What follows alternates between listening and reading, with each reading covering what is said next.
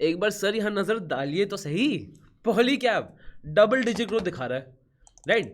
केईया industries double digit growth, RR Kabel strong growth, Dynamic Cable एक बहुत high momentum में जा रहा है, सॉलिड तरीके से आगे बढ़ रहा है। ये सब कंपनीज किस इंडस्ट्री में आती हैं? Cables and wires. अब हिस्टोरिकली क्या बोला जाता है कि केबल्स एंड वायर एक सिक्लिकल सेक्टर है। वाई? बिकॉज कुछ फेजेस में ही कैपिटल एक्सपेंडिचर होता है। जब कैपिटल एक्सपेंडिचर होता है गवर्नमेंट से भारी मात्रा में, जब गवर्नमेंट इंफ्रास्ट्रक्चर को स्प्रेड कर रही है, या फिर कभी होता है प्राइवेट प्लेयर से कि वो अपनी एक्सपेंशन कर रहे हैं प्रोडक्शन कैपेसिटी में, तब जाके केबल्स और वायर सेक्टर्स अच्छा करते हैं। अब पूरे साल कंटिन्यूसली तो इतना हाई कैपिटल एक्सपेंडिचर है नहीं सकता गवर्नमेंट और प्राइवेट प्लेयर से, तो इसलिए केबल एंड वायर्स को बोलते हैं सिक्लिकल है, चढ़ेगा फिर नीचे आएगा, फिर चढ़ेगा फिर नीचे आएगा। बट सर अब ये बोला जा रहा है कि इन्वेस्टर्स जिनको लग रहे हैं कि केबल्स एंड वायर्स शायद ओवर वैल्यूड है ना, अभी भी बहुत एनालिस्ट के हिसाब से इट इज़ अंडर वैल्यूड, बहुत राइट पोजीशन में खड़ा हुआ है। एंड अब तो एनालिस्ट ये भी बोलने पे आ गए हैं कि शायद केबल्स एंड वायर्स इंडस्ट्री ना अब एक सिक्लिकल सेक्टर नहीं है, एक स्ट्रक्चरल सेक्टर है। मतलब वो सेक्टर है जो हल्के हल्के हल्के करके ऊपर जाता है। जो पहले सेक्टर का ताज स्ट्रक्चरल सेक्टर का होल्ड करके रखा था एफएमसीजी ने, अब शायद वो केबल्स एंड वायर्स के लिए हो रहा है। क्यों? बिकॉज 3 मेजर ग्रोथ ड्राइवर्स है। सबसे पहली चीज, इंफ्रास्ट्रक्चर पे बहुत हैवी पुश हो रहा है, again by both government and private players. चाहे मैं रोड्स की बात करूं, मेट्रोस की बात करूं, रेलवेज की बात करूं, इंडस्ट्रियल कॉरिडोर्स की बात करूं, वहीं पे गवर्नमेंट लेड रूरल प्रोग्राम्स चल रहे हैं, जहां पे रूरल और अर्बन के पावर अपग्रेड्स चल रहे हैं, बिजली कटेना, इंडिया को इलेक्ट्रीफाई करने की बातें हो रही हैं, और जो ऑन ग्राउंड काम हो रहा है, बहुत सेवरल टारगेट्स हैं 2030। And sir real estate revival हो रहा है, हाउसिंग, कंस्ट्रक्शन, कमर्शियल प्रॉपर्टी, ये सब भारी मात्रा में वापस आ रही हैं, and people are excited for it. और केबल एंड वायर्स अभी भी बहुत अट्रैक्टिव प्रोपोजिशन लग रहा है। वेल, इसमें एक रिस्क भी है, और केबल्स एंड वायर्स में शायद वो रिस्क है जो पेंट इंडस्ट्री में था, जो एक टाइम पे एशियन पेंट जो था कि बेताज बादशाह, आज एशियन पेंट्स की क्या हालत हो गई है, because of Birla Opus competition आ गया। उसी तरह केबल्स एंड वायर्स में भी एक ऐसा थ्रेट आ रहा है। तो आज की वीडियो में मैं लंबी होगी, आराम से आपको समझाऊंगा पूरी इंडस्ट्री में क्या क्या प्लेयर्स हैं, क्या क्या प्लेयर्स क्या क्या काम करते हैं, क्या क्या सेगमेंट्स हैं इंडस्ट्री के, गवर्नमेंट का क्या क्या रोल है इसमें, रिस्क क्या है, दूसरे प्लेयर्स क्या आते हैं, हर एक चीज़ आपको पता है सर। इस चैनल पे आपको रिसर्च मिलती है बहुत आसान शब्दों में, सो दैट आप एक लॉजिकल सेंसिबल डिसीजन ले पाए for your own investments. And video लंबी होगी तो या तो आप इसको 1.5x में देख सकते हैं, या फिर आप टाइम से में जम कर सकते हैं। और अगर आपको ऐसा ही कंटेंट पसंद है तो सर एक सब्सक्राइब और लाइक के साथ ही शुरू करिएगा, तो हमें बड़ी मोटिवेशन मिलती है। Let's go.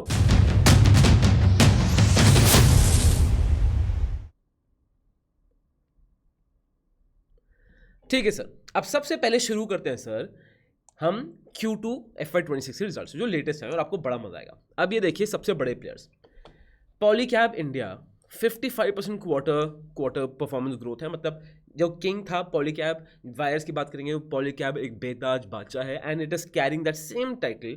मैसिव ग्रोथ हो रही है 55%। आरआर केबल से, सिर्फ आरआर केबल के नीचे, आरआर केबल की एक्सपोनेंशियली हाई है, we are going to talk about that. उसके बाद ऑपरेटिंग प्रॉफिट मार्जिन आप देखिए, पॉलीकैब का हाईएस्ट है 13.23%, which is fantastic. ROC is 29.72%, which is highest. Debt equity lowest है एट 0.2%। एंड पी आपको यहाँ पे सबका आप कंपेरिजन कर सकते हैं। इसको थोड़ा सा जूम आउट कर दूंगा तो आपको एक बेटर पूरा व्यू इसका मिल जाएगा, राइट। पी में अभी भी Polycab is actually not that overbought. और डेट इक्विटी को आप देखो, हर वायरस की यूनिट से जो मैंने यहाँ डाली है ना, सबका कम है। और ये मेरे लिए बहुत इंपॉर्टेंट मैटर है। कंपनी डूबती वो है जिसमें डेट ज़्यादा होता है, and these company are a very good situation to also expand. और क्या क्या आगे एक्सपैंड करें उसकी बात करेंगे। उसके बाद आता है केईया इंडस्ट्रीज, जो बहुत स्ट्रक्चरली स्टेबली आगे बढ़ रहा है। क्वार्टर सेल्स ग्रोथ इनकी 19% है, विच इज आप बोल सकते हैं वेरी क्लोजली सेकंड हाईएस्ट है। जबकि इनका ऑपरेटिंग प्रॉफिट मार्जिन ज़्यादा नहीं है, which can be improve, but other points ROC 21%, ROE 15% is very stable, right. इसके बाद है सर आरआर केबल, ओहो हो 134% की क्वार्टर ऑन क्वार्टर ग्रोथ। और इसमें एक और एक इंटरेस्टिंग बताऊँ, 134.73% क्वार्टर ऑन क्वार्टर ग्रोथ है, बट इनका operating profit margin is the least, and by a huge margin it is least 8.12% में। इसके बाद इनकी तो ग्रोथ हो रही है। इसका मतलब क्या है, आरआर केबल्स वॉल्यूम गेम खेल रहा है, बढ़िया सर्विस प्रोवाइड कर रहा है, एंड जिन्हें प्रीमियम सेगमेंट्स में एंट्री थी, it is actually working for them. And फिर आते हैं dynamic cables. Again dynamic cables एक ऐसी कंपनी जो बहुत अच्छे से आराम से आगे बढ़ रही है। राइट। चाहे मैं बात करूँ ये क्वार्टर टू क्वार्टर सेल्स 20.25% की which has been the highest, फिर क्वार्टर प्रॉफिट ग्रोथ की 41% which has been very decent, I would say second highest. And इनका quarter operating profit margin last quarter जो परसेंटेज था is 10.5 again 9.5 which is second highest. And आप R O C देख सकते हैं 22.07, R O E 22.07, R O C E is 26.37%, debt equity is again completely in control. आपको लग रहा होगा इसको देख के डेट इक्विटी ज़्यादा है, बट डेट इक्विटी अगर 0.50 से कम है तो it's a very very good situation. And ये सारी कंपनी साथ है। And P E dynamic cables का काफ़ी वैल्यूएबल और बहुत ही इंटरेस्टिंग सिचुएशन में है जो इन्वेस्टर्स को एक्साइट कर रहा है। तो एक चीज़ आप नोटिस कर रहे हो, इतने हैवी ग्रोथ ड्राइवर्स हैं that wires and cable industry are doing so well. और ये एक मोतीलाल ओसवाल की रिपोर्ट थी कि अगर आपकी सेक्टर आपने सही पकड़ लिया और उसमें कंपनी भी नीचे वाली पकड़ ली ना, तभी भी the chances of getting explosive return for investors वो बहुत बढ़ जाते हैं। और शायद वो हमें यहाँ पे दिख रहा है। अब आ जाए सर इंडस्ट्री में, इस इंडस्ट्री को अगर मैं ग्रोथ देखूंगा, इट इज सेड कि आने वाले टाइम में again because roadways, railways, metros, infrastructure काम इतना हो रहा है, गवर्नमेंट का काम इतना हो रहा है जहाँ पे वो पावर बढ़ाना चाह रही है अर्बन में, रूरल में, एंड हाउसिंग कमर्शियल प्रॉपर्टीज दोबारा आ गए हैं। मतलब इट्स अ मैसिव बूम। चाहे मैं एनर्जी की बात करूँ, चाहे मैं इंफ्रास्ट्रक्चर की बात करूँ, हर चीज़ में इंडिया के मैसिव टारगेट्स हैं। दे आर मतलब केबल्स एंड वायर्स हर चीज़ का रूट है, इसके बिना तो कुछ आगे बढ़ नहीं सकता game, right. And that is white is said कि इनका जो प्रोजेक्टेड कैगर ग्रोथ है वो होगा मोर देन 15% सस्टेन्ड ग्रोथ, मतलब जो बहुत ही सेफ लेवल पे ग्रोथ ये लेके चल रहे हैं। आई शो ईयर ये आपको दिख रहा है सस्टेन्ड लेवल पे ग्रोथ केबल एंड वायर्स का at more than 15%, which again I wouldn't say it's extremely high, ठीक है, बट ये एक अच्छी पोजीशन में आता है। एक जो स्ट्रक्चरल कंपनी की मैं बात करता हूँ फॉर इन्वेस्टर्स के पोर्टफोलियो, ये वो दे सकता है, राइट। इसके बाद आ जाते हैं अब जो कंपनीज हैं जो स्मॉल एंड मिड प्लेयर्स हैं, they can grow at a faster scale अगर जिन कंपनीज के पास डिपेंडेंस कम है on commodity cables and supports margin expansion, जो थोड़ा बहुत अपने फ्लेक्सिबिलिटी रखते हैं। मार्जिन एक्सपेंशन किससे होता है? प्रीमियम प्रोडक्ट्स मेंटेन करने से, जो as of now KEI and Dynamic Cables बहुत अच्छा कर रहे हैं, एंड RR केबल्स भी। उसके बाद प्रीमियम स्पेशलाइज्ड प्रोडक्ट्स, जो अगेन यही पॉइंट आ गया, lower competition in knee segments, faster market capture, industry matures, simple है, राइट। अब इसको भी हटा दो, पहले क्या करते हैं, कंपनीज का समझ आ गया, क्वार्टर रिजल्ट देख लिए, इंडस्ट्री का समझ आ गया। सेकंड चीज़ समझ ये नहीं आ रही कि आपने अभी तक लाइक क्यों नहीं किया, तो लाइक जरूर कर देना, ठीक है। उसके बाद ये है थर्ड चीज़, सेगमेंट वाइज तोड़ देते हैं। अब पावर्स एंड केबल्स भी एक बहुत बड़ी ये इंडस्ट्री है। एग्जैक्टली हम कौन सी इंडस्ट्री की बात करें, किस सेगमेंट की बात करें, लेट्स ब्रेक इट डाउन। अब मैंने आपके लिए बड़ा इंटरेस्टिंग पूरा टेबल रेडी किया है। तो 28 to 30% पूरा market is only power transmission cables which is the majority, और गवर्नमेंट इलेक्ट्रिफिकेशन में पैसा खर्च कर रही है। सो हाँ, इससे एक अच्छा बेनिफिट सबको मिल रहा है। उसके बाद बिल्डिंग वाइज की बात करेंगे, so market share second highest 21 to 23%।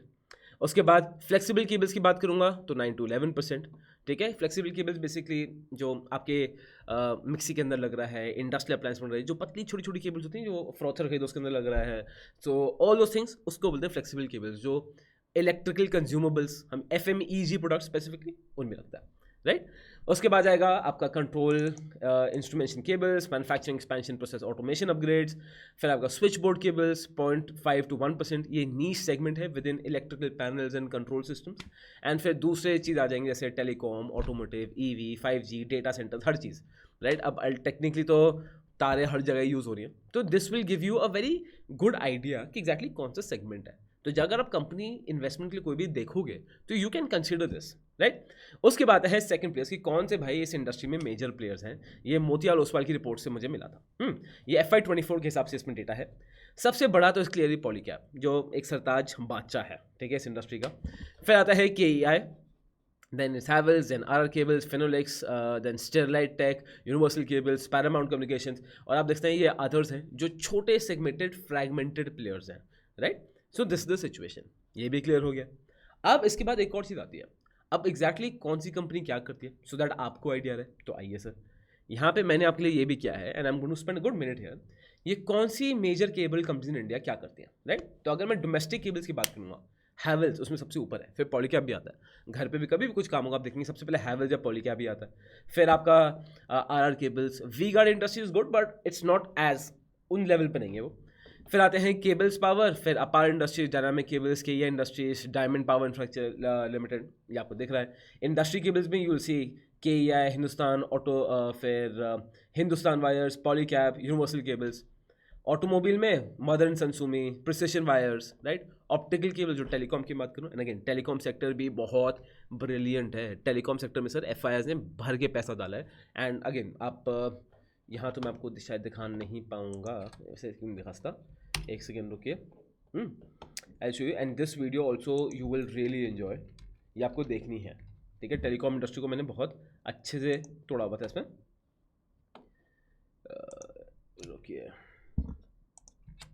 Goyla telecom sector, मैंने यूट्यूब पे सर्च कर दिया है, and this is the video. Yes yes yes yes yes, ये वाली वीडियो है, India telecom sector the next big thing. बहुत बहुत बढ़िया वीडियो है, लंबी है, but you really get an idea कि टेलीकॉम सेक्टर में इटसेल्फ कितनी बड़ी अपॉर्चुनिटी है, right. So this is the situation, आप एक स्नैपशॉट ले सकते हो। तो जब भी आप कोई कंपनी कंसिडर कर रहे हो तो यू कैन कंसिडर दिस की कौन सी कंपनी किस सेगमेंट में ज़्यादा खेल रही है। अब आ जाते हैं ग्रोथ ड्राइवर्स, और जब मैं ग्रोथ ड्राइवर्स की बात कर रहा हूँ, यहाँ पे हम रिस्क की भी बात करेंगे, ग्रोथ ड्राइवर्स की बात करेंगे। एग्जैक्टली ऐसी क्या 4 चीज़ें हैं जिसकी वजह से analyst are saying that cables and wires industry शायद अभी भी अपने पीक मोमेंटम में नहीं पहुंची है, ठीक है। सबसे पहला पॉइंट जो आता है दैट इज राइज ऑफ यहाँ पे आता है rise of organize players in cable and wire market. अब इंडिया जो एक ऐसा सेगमेंट है, जो ऐसा मार्केट है जहाँ पे अनऑर्गेनाइज प्लेयर्स बहुत हैं। अब एक बहुत हैवी कॉन्शियसनेस आ गई लोगों में दैट केबल एंड वायर्स जैसी चीज़ ना हमें एक प्रॉपर कंपनी से ही लेनी है, वरना इट वॉन्ट वर्क। जब मैं प्रॉपर कंपनी की बात करता हूँ, आई डोंट मीन पॉलीकैब या केईआई या सीधा उन लेवल पे। बहुत छोटे छोटे मैन्युफैक्चरर्स भी होते हैं, एसएमई मैन्युफैक्चरर्स भी होते हैं जो क्वालिटी कंट्रोल रखते हैं, and as you can see उनको हम बोलते हैं organise players versus unorganise players. Organise players का market share has consistently increase as you can see here, right. तो अब यहाँ अगेन ये मोतीलाल ओसवाल की मैंने रिपोर्ट से लिया था। जैसे अब इट इज़ एक्सपेक्टेड कि as of now 74% organize market में आ रहे हैं। आगे जाके by 2027 80% market will be in organize sector. Once that happens, जो कंपनी स्टॉक मार्केट में लिस्टेड हैं उनके पास ज़्यादा धंधा आएगा, ज़्यादा काम आएगा, ज़्यादा रेवेन्यू आएगा, तो बढ़िया। उसके बाद है सेकंड चीज़, डोमेस्टिक डिमांड मैसिव है। अगेन सारे पॉइंट्स मैंने कवर किए थे कि गवर्नमेंट अर्बन इलेक्ट्रिफिकेशन कर रही है, मेट्रोज रेलवे रोड्स बन रही हैं, बिल्डिंग्स हाउसिंग कंस्ट्रक्शन हो रही है। इट इज सेड कि इंडिया का जो जीडीपी ग्रोथ होगा उसका 1.5x 2x का एडवांटेज किसको मिल जाएगा, to cables and wires. And it is said कि एज ऑफ नाउ इंडिया की 9% का अगर कैगर ग्रोथ हुआ है, आगे जाके ये और ज़्यादा स्पीड से कैगर ग्रोथ होगा, राइट। तो अब ये मान के चलो फोरकास्टेड 15 to 16% कैगर ग्रोथ होगा। यस, हो सकता है थोड़ा ओ वैल्यू हो जाए तो ज़्यादा फर्क पड़ता है, बट दिस इज समथिंग जो हमें होगा which is well above the GDP growth rate. उसके बाद थर्ड चीज़ है, इंडिया में एक्सपोर्ट अपॉर्चुनिटी बहुत मैसिव आ रही है under China plus one strategy. As of now wires and cables की बात करेंगे, China is the biggest exporter. India can be at number 2 and we have the power to be at number 2। And अब देखोगे world wide इतनी demand बढ़ रही है EVs को लेके, रिन्यूएबल एनर्जी को लेके, ठीक है। जब रिन्यूएबल एनर्जी बन रही है तो ट्रांसमिशन लाइंस ठीक हो रही हैं, बिकॉज सिर्फ हम अपनी अगर विंड सोलर एनर्जी कैपेसिटी बढ़ाते हैं, विंड एनर्जी कैपेसिटी बढ़ाते हैं, उससे कुछ नहीं होगा भाई साहब। जो हमारा ग्रिड है क्या वो संभाल पाएगा? वो संभाल पाएगा? जो हमारी तारों का ग्रिड है, जो ट्रांसमीटर्स का ग्रिड है, जो ट्रांसफार्मर्स का ग्रिड बना है बिजली का, क्या वो संभाल पाएगा? वो जो इंडिया की बात करूँ तो वो ग्रिड ऑलरेडी बहुत वीक है, ट्रांसमिशन लाइन वीक है, वहाँ पे काम करने की बहुत ज़रूरत है। Of course wires and cables will have to play a major role there, and पूरी दुनिया भी इसको अपग्रेड कर रही है। एंड सर इलेक्ट्रिसिटी जो पावर एक्सपेंशन है, रिन्यूएबल एनर्जी का कैपेसिटी वो हर जगह ही बढ़ रही है। एंड यही फोर्थ पॉइंट है, surging power demand. As you can see here, India की इंस्टॉल्ड कैपेसिटी भी बढ़ रही है, इनका एक्सपेक्टेड एडिशन ट्रांसमिशन लाइन से भी बहुत हाई है। सो हर चीज़ में it is a very strong position to be at. And जो कंपनीज हैं, cable companies, they are really realizing this, and that is why cable companies के बहुत हैवी टारगेट्स हैं to invest in their company. Now I will tell you another interesting thing, ये cable companies जो business में और invest करना चाह रही हैं, ये वही केबल कंपनीज हैं जिनका डेट बहुत ज़्यादा कम है। So they have a margin to take risk with all these growth drivers being there, right. तो आप एज इन्वेस्टर आप देख सकते हो थोड़ी सेफ बेट जा रही है, but again you have to do your own study, because बताओ होगा क्या, आप स्टडी करोगे नहीं, आप ऐसे वीडियो देख लोगे, आपने एक दो क्रिएटर्स की और देखी या एक दो कुछ सी चमक गई, आपने उठा लिया स्टॉक। बट दिक्कत ये है, अगर आपने बस यही देख के स्टॉक उठा लिया तो अगर कल को स्टॉक नहीं जाएगा, 1-1.5 महीने नहीं जाएगा ना, आपका पूरा भरोसा कन्विक्शन वहीं के वहीं टूट जाएगा, एंड कोई फायदा नहीं है इसमें आगे बढ़ने का। तो इट इज़ एक्सट्रीमली इंपॉर्टेंट कि आप एक कंसिस्टेंट कंपाउंडर्स में फोकस करें। अगर आपको केबल्स वाइज में से इंटरेस्ट नहीं है, that is also fine, but आप एक कंसिस्टेंटली एक पैटर्न में आगे चलें, बिकॉज केबल्स वाइज भी अच्छा है, टेलीकॉम भी अच्छा है, सेमीकंडक्टर, डेटा सेंटर्स, एआईज, ये भी बहुत अच्छे सेगमेंट्स हैं। यू नीड टू डिसाइड आप कहाँ का जाना चाहते हैं। आप हर जगह नहीं जान सकते, एंड 2026 के लिए फ्यूचर की गोल है यार, अब मुझे कंसिस्टेंट कंपाउंडर्स ले जाना है, अच्छे स्टॉक्स खरीदने हैं। वेल मेरा इत्ते का जहाँ पे हम दोनों बैठेंगे वेबिनार पे, हमारा पूरा एक वेबिनार मास्टर क्लास है, the great India wealth breakthrough, and उसका लिंक मैं आपको नीचे दे दूंगा। यू वांट कम, फ्री है, मैं इत्ते दोनों होंगे। Will just tell you 7 things जो आपको अपने पोर्टफोलियो में ठीक करनी है, ये 7 प्रॉब्लम्स जो आपको ठीक करनी है। वंस यू फिक्स दैट, आपकी प्रॉब्लम सॉल्व हो जाएगी। बिकॉज मोस्ट पीपल होता है ना, don't know that they don't know. तो यहाँ पे वो लोग आने चाहिए, people who know that they don't know, और आप ठीक करना चाहते हो उन प्रॉब्लम्स को, तो आप यहाँ पे क्लियरली ठीक कर सकते हो। लिंक मैं नीचे दे दूंगा। एंड ठीक है, अब आ जाते हैं दोबारा कैपिटल एक्सपेंडिचर लाइन्स पे। आइए सर, अब if you see here, Polycab planning to spend 6,000 to 8,000 crore in their project spring. Timeline क्या है, 2025-2030। कैपेसिटी एक्सपेंशन करना चाहते हैं, एक्सपोर्ट्स में they want to go and they want to go into backward integration, which is a very strong point. मतलब ये अपनी supply chain को भी कंट्रोल में लाना चाह रहे हैं। एक्सपेक्टेड इनका इम्पैक्ट क्या है, ग्लोबल कंपेरेटिव लेवल पे आ जाएंगे। उसके बाद आरआर केबल की बात करेंगे, 1200 करोड़ ये डालना चाह रहे हैं till 2028। Automation capacity enhancement wires, FMEG products बढ़िया है। KEI industries they want to invest 1400 to 1900 crore. Dynamic Cables in phase 1, जो मुझे फेज 1 का डेटा मिला actually, they want to invest 35 crore. तो आपको दिख रहा है। And what are this companies? So companies are very aggressive, by the way management is very optimistic, right. और मैनेजमेंट की बात कर ही रहे हैं, तो अब ये देखिए मैनेजमेंट क्या बोल रही है। पॉलीकैब की मैनेजमेंट बोल रही है that they have a growth outlook EBITDA का 11 to 13%, FMEG का 8 to 10% EBITDA by 2030, and exports का 10% revenue by 2030, which is a very major claim. मतलब पॉलीकैब डिफरेंट एरियाज में आएगा, तो जो किंग ऑलरेडी इंडिया का बना हुआ है, they can have a very strong position abroad also, right. फिर बात करते हैं KEI की। Again revenue outlook they saying 17-18% बढ़ेगा, जो I would say industry standard जैसा ही है। EBITDA margin 11% near term, margin improvement they are saying that 2028 से के बाद इनका 0.5 to 1% मार्जिन बढ़ जाएगा, which is a major thing for KEI कि इनके मार्जिन इतने स्ट्रॉन्ग नहीं है। पॉलीकैब की तो यार सारी उंगलियां घी में। फिर but at the same time you pay that price for Polycab also. R Kabel की बात करते हैं तो इनकी growth guidance is 18% CAGR. FMCG में they are saying 25% CAGR growth देखेंगे। EBITDA 2.5x इंक्रीज देखेंगे by 2028। And when I say FMEG product ना, फास्ट मूविंग इलेक्ट्रिकल गुड्स, इसमें बड़ी सेमीकंडक्टर्स की भी आ जाएंगे, डेटा सेंटर्स की भी आ जाएंगे। इस पे सेक्टर्स पे लंबी वीडियोस बनाई है मैंने, बट बहुत डिटेल वीडियोस हैं, उनको भी आप जाके ज़रूर देखना। आज संडे है, आई डोंट नो अगर आप ये आज देख रहे हो या कई बाद में देखोगे, सो ज़रूर देखना, आपको बहुत एक इन डेप्थ नॉलेज मिलेगी। एंड यू विल अंडरस्टैंड कि whether is this sector interest you और नॉट। अगर इंटरेस्ट करता है, यू नो कि फिर यहाँ पे आप स्टडी और करिए, आपके लिए कन्विक्शन यहाँ बिल्ड करना आसान होगा फिर, ठीक है। फिर आते हैं डायनामिक केबल्स पे। सेल्स का अगर 21%, EBITDA मार्जिन बोल रहे हैं 10 to 10.5%, which is very strong actually. Gross margin 8 to 20%। Growth outlook बोल रहे हैं कोई स्लो डाउन एक्सपेक्ट कर ही नहीं रहे। मतलब डायनामिक केबल्स तो it's management is going all four front gears into the thing. अब आ जाते हैं सर रिस्क में, और रिस्क है एशियन पेंट्स की हालत ख़राब क्यों हुई। बिरला ओपस आ गया पेंट्स को लेके, जो एशियन पेंट्स जो अनटचेबल था। मतलब किसी भी फंडामेंटली आप बुक उठा लो, कोई भी फंडामेंटल की बुक, कोई भी fundamental standards, Asian Paints has to be the top of the top of the top, right, without any question. आज क्या हालत हो रही है, राइट, लोगों का भरोसा उठ गया, 1.5-2 साल से ऊपर हो रहा है। वही चीज़ बोल रहे हैं कि शायद वायर्स एंड केबल इंडस्ट्री के साथ भी हो सकती है। Not because wires and cables industry की डिमांड वीक है, बट अब वायर्स एंड केबल्स में आने वाले टाइम पे कौन एंट्री लेने वाला है? Aditya Birla group and Adani group. Birla opus जिसने पेंट इंडस्ट्री की धज्जियां उड़ा दी, वो आदित्य बिरला ग्रुप ही था, और वो भी आ रहा है, और अडानी ग्रुप आ रहा है। Adani group, I don't need to tell you, Adani हमारे देश के अमेजोन ही है। एंड जब वो आ रहे हैं, with the amount of money they come through, the infrastructure they come through, the all the advantages they have, you can not deny it, right. Eight the same time ये वो company है जिनकी बहुत strong gold grip है। जब मैं पॉलीकैब के है, आर केबल्स, डायनामिक केबल्स की बात करूँ, उनकी ऑलरेडी बहुत स्ट्रॉन्ग पकड़ है मार्केट में। बट वही है, जब यार रिलायंस जियो भी आया था ना, तो भारतीय एयरटेल को भी हिला दिया था।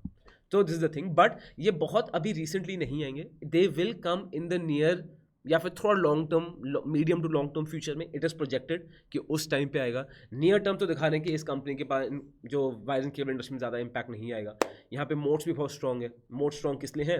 Is that you need multi year performance validation, कि आपके प्रोडक्ट्स अच्छे हैं, एक इन डेप्थ R&D टीम चाहिए, एक कस्टमर ट्रस्ट बहुत हैवी चाहिए, एक डिस्ट्रीब्यूशन डेप्थ चाहिए। But I feel for Aditya Birla and Adani ये इतने बड़े मोड्स नहीं है, बिकॉज जब किसी चीज़ में आदित्य बिरला का नाम आ जाएगा ना, तो एक ट्रस्ट ऑटोमेटिकली वहीं पे आ जाता है। जैसे किसी चीज़ में टाटा का नाम आता है तो ट्रस्ट आ जाता है। आई वुड से same thing is with Adani, same thing with Aditya Birla, same thing is with Reliance. So when these players enter, I don't think इतना फ़र्क पड़ेगा, बट हाँ ये है जो कस्टमर रिलेशन बने हुए हैं, जो डिस्ट्रीब्यूशन नेटवर्क्स है, उनको क्रैक करने में इनको टाइम लगेगा, जो दूसरी कंपनी के पास ऑलरेडी क्रैक्ड है। तो ये आपको हल्का सा मैं I am just giving you small idea is that near term में लिमिटेड कहते हैं इम्पैक्ट है। एंट्री बैरियर्स हाई हैं, delay disruption, but I don't feel अगर इतना बिलो अडानी घुस गए तो एंट्री बैरियर्स ज़्यादा मैटर करने वाले उनके। उसके बाद industry, and again if you disagree with me कि नहीं एंट्री बैरियर्स हाई हैं, तो कमेंट बॉक्स में ज़रूर बताइए सर। डिसएग्रीमेंट तो आपको करना है। I do not want only comments जहाँ पे बोल रहे हैं कि हाँ वेरी गुड या वेरी बैड। कुछ लॉजिक दो, बताओ। क्या पता अब मैंने एक एंगल रिसर्च करना लिया जो आप मुझे दे सकते हो, या क्या पता आप बोलो कि नहीं हर्ष पर व्हाट अबाउट दिस, जो भी क्यूरियोसिटी नीचे कमेंट बॉक्स में लिखो। मुझे पढ़ने में बड़ा मजा आता है फिर एक्चुअली सच बताऊँ तो। ठीक है, फिर आता है इंडस्ट्री सप्लाई चेन। तो you'll C supply chain deficit तो है ही, तो जो डिमांड है वो डेफिनेटली बहुत हायर है देन द सप्लाई, तो वो तो एडवांटेज है ही। अनऑर्गेनाइज मार्केट विद टाइम कम हो रहा है, एंड अनऑर्गेनाइज मार्केट की वो कैपेबिलिटी ही नहीं है, ना ही उन पर क्वालिटी कंट्रोल है कि वो गैप फिल कर पाएँ। एंड मार्जिन आउटलुक में एबिटा प्रेशर एक आ सकता है, बिकॉज इसलिए मैं बोल रहा हूँ कि बहुत सारा अगर पैसा एक साथ ही कंपनीज डाल देंगी ना अपने बिजनेस में, सबकी कैपेसिटी एक्सपेंशन एक साथ हो जाएगी और अचानक से सप्लाई आ जाएगी मार्केट में, तो मार्जिन पे तो प्रेशर आएगा, डिस्काउंट देने पड़ेंगी अपना माल उठाने के लिए। एंड या so this is the cables and wires industry. Telecom industry में आपको वीडियो एंड स्क्रीन दे दूंगा, ज़रूर देखना। एंड वीडियो कैसी लगी कमेंट बॉक्स में ज़रूर बताना, और आपको और आपके परिवार को बहुत सारा प्यार।